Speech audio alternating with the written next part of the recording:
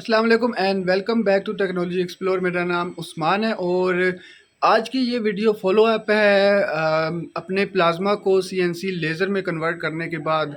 आज 6 महीने हो चुके हैं और 6 महीने के बाद मैं ये फॉलो अप वीडियो बना रहा हूँ ताकि आप लोगों को बता सकूँ कि इन 6 महीनों के बाद या 7 महीनों के बाद मशीन की परफॉर्मेंस कैसी रही है। और दूसरा, इसकी डिटेल में आप लोगों के साथ शेयर करूँगा कि क्या प्रॉब्लम्स आई हैं या नहीं आई और क्या फ़ायदा हुआ कि ना हुआ। ये डिटेल्स मैं आपके साथ शेयर करूँगा, तो वीडियो एंड तक देखिएगा, इंशाल्लाह आपको बहुत कुछ सीखने को मिलेगा। पहले शुरू करते हैं वन बाय वन आपके सवालात जो मुख्तलिफ मुझे मैसेजेस के ज़रिए या कमेंट्स के ज़रिए मुझे रिसीव हुए थे, उनके मैं जवाबात आपको दूंगा एक एक करके। सबसे पहली बात जो अमूमन पूछी जाती है कि क्या प्लाज्मा को सीएनसी लेज़र में कन्वर्ट करने के बाद कटिंग की क्वालिटी वही आती है जो आपकी लेज़र की क्वालिटी है जो आप बनी बनाई चाइना की ख़रीदते हैं। तो जवाब है मैं आपको बोल के नहीं दूंगा, आपको दिखा के दूंगा जवाब। तो ये है कटिंग की क्वालिटी, आप इसको मज़ीद करीब से भी देख सकते हैं। तो कटिंग की क्वालिटी जो है वो सेम है इसकी। दूसरी बात जो ज़्यादातर मुझसे पूछी गई है कि कोई मसाइल आए हैं इस दौरान, कोई चीज़ ख़राब हुई हो या कुछ मसला हुआ हो, कुछ प्रॉब्लम हुई हो। तो भाई ऐसा अभी तक कोई मसला नहीं आया, अल्लाह के फजल से सारी चीज़ें बिल्कुल परफेक्ट चल रही हैं।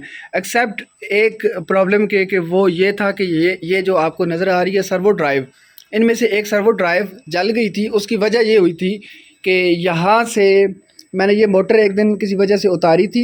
उतारने के बाद यहाँ पे टेप जो है ना ठीक तरीके से मैंने नहीं चढ़ाई थी।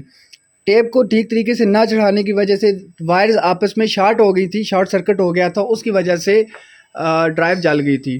तो ये तो खैर ये ड्राइव और सर्वो मोटर्स जो हैं ये लाहौर से लोकल मिल जाती हैं, तो वो इशू नहीं हुआ था। उसी दिन मैंने ऑर्डर किया था तो लाहौर से अगले दिन मुझे ये ड्राइव मिल गई थी। तो अभी जो है मशीन बिल्कुल परफेक्ट चल रही है। अच्छा, उसके बाद जो ज़्यादातर मुझे भी डर था, लोग भी पूछ रहे हैं कि यार ये जो है पावर सोर्स है इसका, यानी लेज़र सोर्स और ये हेड वगैरह, ये चीज़ें नाजुक होती हैं तो चाइना से आती हैं। इनका एक तो महंगी भी हैं, ये ख़राब होने का इनका डर। तो अब देखें, मैं आपको ना एक सिंपल सी बात बताता हूँ।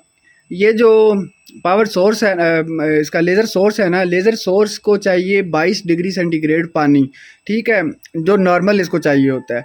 लेकिन ये बर्दाश्त कर सकता है, या इसकी वर्किंग जो कंडीशन है वो है 10 डिग्री सेंटीग्रेड से लेके 40 डिग्री सेंटीग्रेड तक, यानी 10 से 40 के दरमियान में पानी होगा तो ये काम करता रहेगा। तो अब सवाल ये पैदा होता है कि अगर खुदा न खास्ता किसी वजह से चिलर ख़राब हो गया, आपको पता ही नहीं चला, ये चिलर ने पानी ठंडा करना बंद कर दिया या गर्मी ज़्यादा है, तो 40 डिग्री सेंटीग्रेड से पानी ज़्यादा गर्म हो गया, 50 डिग्री सेंटीग्रेड हो गया, तो उस वक़्त क्या होगा? एक दफ़ा नहीं कई दफ़ा ऐसे हुआ है कि चिलर ने पानी ठंडा नहीं किया, गर्मी ज़्यादा थी, 40 से ऊपर चला गया। जो ही 40 से 41 डिग्री सेंटीग्रेड पर पानी पहुँचता है ना, तो इसके अंदर सेंसर लगा होता है, वो पानी को साथ साथ मॉनिटर, पानी के टेम्परेचर को मॉनिटर कर रहा होता है। एज़ सून एज़ पानी का टेम्परेचर 41 डिग्री सेंटीग्रेड को टच करता है, ये काम करना बंद कर देता है, ट्रिगर हो जाता है, मतलब ऑटोमेटिकली ऑफ हो जाता है। और यहाँ पे ये जो आपको नज़र आ रही है अलार्म वाली लाइट, ये साइड वाली ये लाइट जो है ना, ये उस वक्त ऑन हो जाती है। तो इसका मतलब ये होता है कि कोई प्रॉब्लम चल रहा है, उसको आप सोल्व करें तो तब ये काम करना शुरू करेगा। तो वो ज़ाहिर है बंदा फिर देखता है कि यार मसला कहाँ पे आया, तो जाके पता चलता है कि टेम्परेचर ज़्यादा हो गया था। उस सूरत में फिर हम लोग क्या करते हैं कि थोड़ी देर इसको बंद करते हैं। बंद करने के बाद 5-6 मिनट बंद किया, बंद करने के बाद पानी का टेम्परेचर दोबारा नॉर्मल होता है। नॉर्मल होने के बाद हम लोग फिर काम करना शुरू कर देते हैं। तो इसके ख़राब होने का भी जो चांस है ना वो बहुत मिनिमम हो गया, क्योंकि इसके अंदर जो सेफ्टी फीचर्स हैं ना कि पानी गर्म होगा, 40 से ज़्यादा होगा तभी ये बंद हो जाएगा। और उधर से दूसरी साइड पे आ जाए, मिनिमम वाली साइड पे 10 से कम या 9 डिग्री सेंटीग्रेड भी होगा तो ये काम करना बंद कर देगा और इसका अलार्म जो है वो उसकी लाइट ऑटोमेटिकली ऑन हो जाएगी। अच्छा, तीसरा और बहुत अहम सवाल कि आपके सामने दो ऑप्शंस हैं। एक तो ऑप्शन ये है कि आप 60-70 लाख रुपए लगा के चाइना से मशीन ख़रीदें, और दूसरी ऑप्शन ये है कि अपने ही प्लाज्मा को 20-25 लाख रुपए लगा के आप लेज़र में कन्वर्ट करें। तो उसका जवाब जो है वो सिंपल, मैं अपनी बात अगर करता हूँ, किसी दूसरे की बात मैं नहीं करता, तो मैं अगर अपनी बात करूँ तो मैं मुतमईन हूँ कि मैंने 20-25 लाख रुपए लगा के अपने प्लाज़्मा को लेज़र में कन्वर्ट किया है, बजाय मैं 60 से 70 लाख रुपए लगा के नई मशीन जो है वहाँ से मैं ख़रीदता। तो क्वालिटी जो है वो सेम मिलनी थी दोनों तरफ से। अभी हाल ही में लाहौर में एक इंडस्ट्रियल एक्सपो हुई है, तो वहाँ पे मैं स्पेशली इसलिए गया था कि मैं देखूँ जाके वहाँ पे चाइना की मशीनें और बाकी जो कंपनियाँ हैं वो अपनी-अपनी मशीन्स लेकर आएँगी। तो देखूँगा उनकी कट क्वालिटी कैसी है, तो फ़र्क जो है ना मुझे कोई ख़ास महसूस नहीं हुआ दोनों में। तो मेरी मशीन की भी कट क्वालिटी वही है और उनकी जो मशीन्स हैं वो भी सेम कट क्वालिटी है। अब ना मैं यहाँ पे कंक्लूड ये करता हूँ, आपको ये मशवरा मेरा 60-70 लाख रुपए लगाने की बजाय ना अपनी मशीन को आप लोग लेज़र में खुद कन्वर्ट करवाएँ। मैं नहीं कहता कि मुझसे आके कन्वर्ट करवाएँ, आप किसी से भी करवाते हैं आप जो आपको मुनासिब लगे। लेकिन अपनी मशीन को प्लाज़्मा को आप लेज़र में कन्वर्ट करवाएँगे, आपको तब भी वही क्वालिटी मिलनी है। आप वो महंगी वाली मशीन ख़रीद के लाएँगे तब भी आपको कट की वही सेम क्वालिटी मिलनी है। ना स्पीड का कोई फ़र्क है, ना क्वालिटी का कोई फ़र्क है। अच्छा, उसके बाद ना अगला सवाल ये होता है कि जिस तरह प्लाज़्मा में आपको नोज़ल जो है उसकी बार-बार चेंज करनी पड़ती है, नोज़ल और इलेक्ट्रोड ना, तो एक दिन में कम से कम 2-3 तो चेंज होते ही होते हैं। तो इसमें भी इसके जो लेंस हैं उनको या इसकी नोज़ल को चेंज करने का क्या सीन है? ये सवाल भी मुझसे कुछ लोगों ने किया था, तो वो भी मैं आपको जवाब देता चलूँ कि इसमें लेंस जो है ना वो 2 इस्तेमाल हो रहे हैं। एक लेंस लगा होता है यहाँ पे, ठीक है? ये आप यहाँ से इसको ऐसे ओपन करेंगे तो एक लेंस है यहाँ पे, ये वाला इसके अंदर है, ठीक है? और उसके बाद दूसरा जो लेंस है वो भी मैं आपको दिखाता हूँ, वो यहाँ पे है, ये वाला, ठीक है? यहाँ पे लेंस यूज़ हो रहा है। अब लेंस को चेंज कब करना होता है या कितने चेंज होते हैं, ज़्यादा चेंज होते हैं, कम चेंज होते हैं, वो आपको मैं बताऊँ तो जब से ये मैंने मशीन अपग्रेड की है, मतलब प्लाज़्मा से लेज़र पे शिफ्ट हुआ हूँ ना, उस वक़्त से लेके अब तक 6 से 7 महीने हो चुके हैं। और इस दौरान अच्छा ये नोज़ल भी है यार, नीचे आप देखें, ये नोज़ल होती है इसकी, ठीक है? अच्छा, इस 6 से 7 महीने के दौरान मैंने सिर्फ़ एक दफ़ा, वो भी आज से 1 हफ़्ता पहले, ठीक है, ये नोज़ल चेंज की है।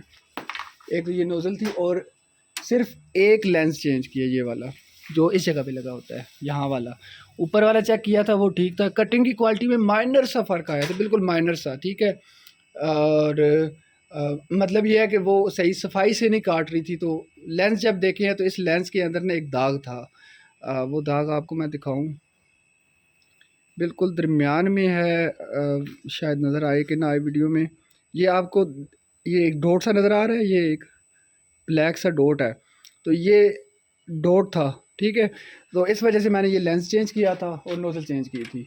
और बाकी जितने भी लेंस मुझे स्पेयर साथ मिले थे ना, वो मैं आपको दिखा देता हूँ एज़ इट इज़, नए के नए पड़े हैं। मतलब है कि आपके ज़हन में ये ना हो ना कि ये सारे लेंस, ठीक है, ये स्पेयर मुझे मिले थे, ये नोज़ल्स सारी की सारी मुझे स्पेयर मिली थी। देख लें आप लोग, बिल्कुल नई की नई है, वैसी की वैसी ही हैं ये, ठीक है? नोज़ल्स और ये लेंसेज सारे के सारे जो हैं वो ठीक है। एक ये वाला लेंस जो चेंज किया है वो निकाला था इस डब्बी के बीच में से, बाकी सारे एज इट इज़ पड़े हुए हैं।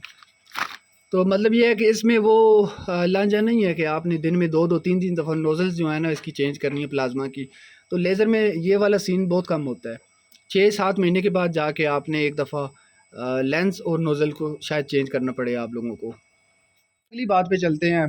जो वो जो कंपनियाँ हैं, मैं किसी का नाम नहीं लूँगा, लेकिन मैं एक ब्लंडर जो सब ने मारा हुआ है उन मशीनों में, इतने पैसे लेने के बावजूद उन मशीन्स के अंदर जो एक ख़ामी है, वो ख़ामी मैं आपको बताता हूँ, वो ये है कि उन्होंने लगाए हुए हैं रैक एंड पिनियंस।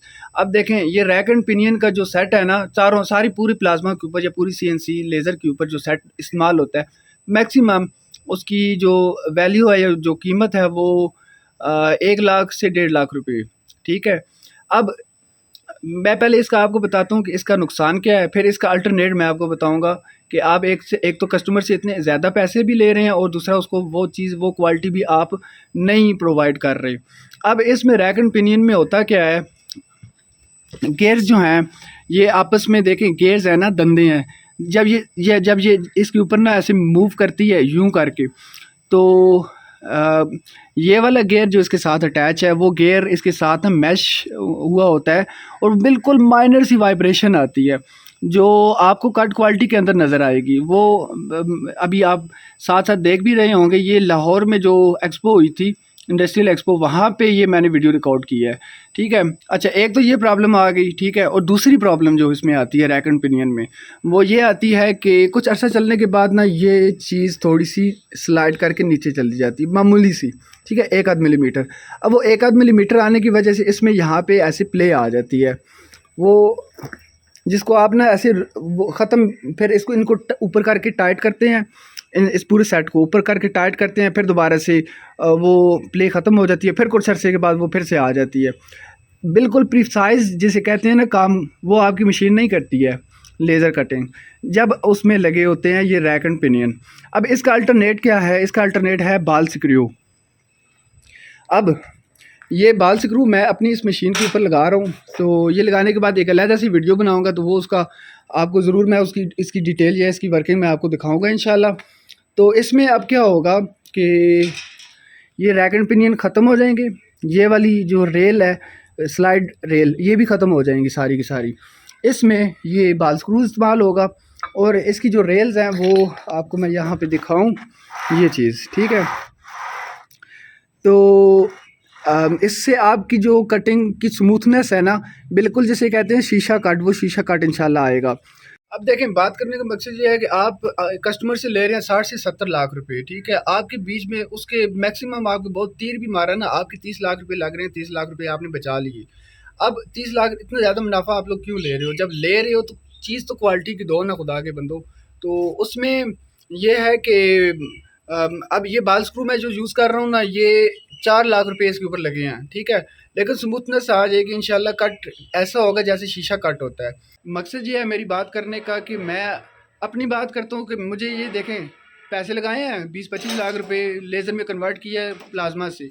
अब उसके बाद मज़ीद 4 लाख रुपए लगा के मैं बाल स्क्रू लगा रहा हूँ, कोई फ़ायदा हो रहा है तो लगा रहा हूँ ना।